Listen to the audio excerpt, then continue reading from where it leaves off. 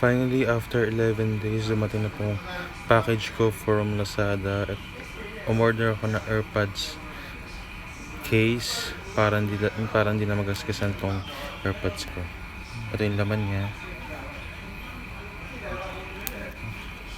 Tapos galing to sa supplier. How top. Alam ko imported to, galing Japan ata. Kasi dito sa Pilipinas wala masyadong natitinda nito. Unless na lang kung online. Kaya sa Lazada na lang ako nakahanap. Sa OLX naman, medyo malalayo yung meetups.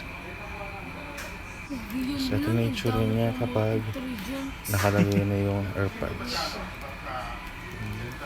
Okay naman yung fitting niya. Ang gusto ko lang naman yung hindi magkuskus yung Airpods kasi baka masira.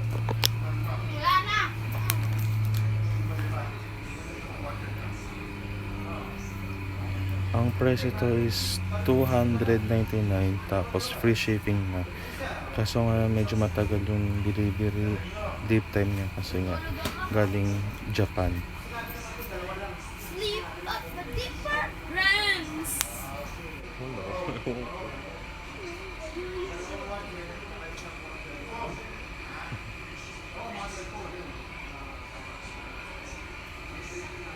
Pero hindi ko ito gagamitin kasi kaya nga wireless eh.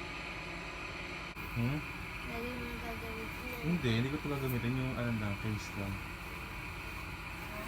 Tsaka yung ano. So ito na yung pinakalaman niya, isang case, holder, tali. Pero hindi ko gagamitin kasi bumili nga ako ng Airpods para wireless.